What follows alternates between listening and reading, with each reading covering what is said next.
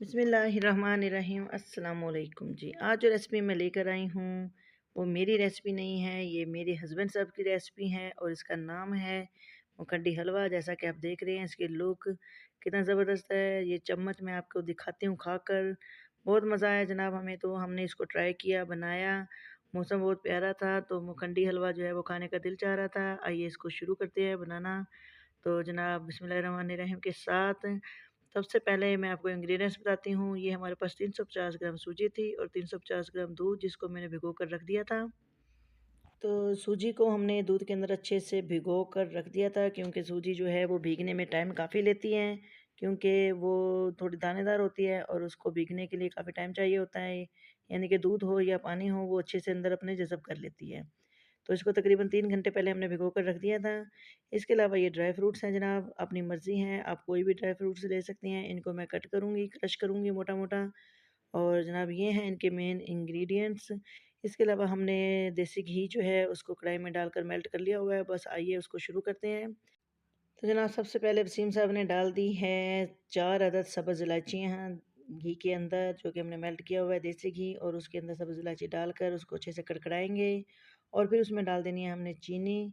और चीनी जो है ये डालना इसलिए ज़रूरी है कि इसको हमने बनानी है पहले पत, और पत बनाकर इसको हल्का-हल्का पकाएँगे और इसको हल्की आँच पर मेल्ट करते रहेंगे। बिल्कुल देखते जाएँ इसी तरीके से। और चीनी जो है इसको हमने बिल्कुल हल्की आँच पर पकाना है।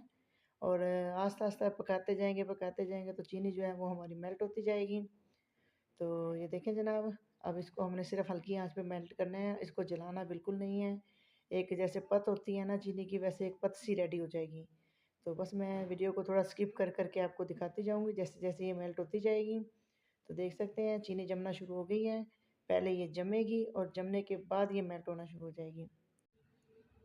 तो ये देखें जनाब चीनी मेल्ट होना शुरू हो गई है, बल्कि तकरीबन सारी मेल्ट हो चुकी हैं। और अब इस स्टेज पर हम इसमें जो चीज़ ऐड करेंगे वो सूजी और दूध जो हमने मिक्स करके रखा हुआ था वो उसमें डाल देंगे। और डालने के बाद जनाब इसको अच्छे से पकाएंगे। और जो चीनी जो मेल्ट हुई हुई थी ये एक दफ़ा फिर से जम जाएगी और येलो येलो गुठलियाँ सी इसकी बन जाएंगी। यहाँ पे मेन टिप यही है कि सूजी को जो हमने भिगो कर रखा, यानी कि सूजी को हम दूध में तकरीबन 3 से 4 घंटे पहले या 2 घंटे पहले इसको भिगो कर रख देते हैं, तो ये अच्छे से सोक हो जाएगी। और सूजी जो है वो दानेदार होती है, वो ज़्यादा पानी यानी कि काफ़ी जज़ब करती है अपने अंदर, पानी हो या दूध हो। तो हमने इसको दूध में रखा था। तो अब आपने जब इसको मैंने इसको आपको दिखाया था तो आपने देखा होगा कि ये बिल्कुल एक गाढ़ा सा क्रीमी सा इसका जो पेस्ट था वो रेडी हो गया था। तो अभी आप देखें जनाब, ये जो गुठलियाँ सी आपको फ़ील हो रही हैं ये वो पत है, चीनी है, जो कि सूजी और दूध का जो मिक्सचर है वो डालने के बाद वो जम गई थी। अब हमने करना क्या है, इसको इतना अच्छा सा भूनना है, इतना अच्छा से इसको चम्मच चलाते जाना है। सबसे जो मेन काम इसमें होता है ना, वो इसकी भुनाई होती है। और इसको जितना ज़्यादा आप अच्छे से मिक्स करते जाएँगे, चम्मच चलाते जाएँगे, तो वो मेल्ट होती जाएगी। ये देखें आपको दाना नज़र आ रहा है चीनी का? नहीं आ रहा है। और सूजी भी हमारी पक-पक के उसका कलर जो है वो चेंज हो गया है।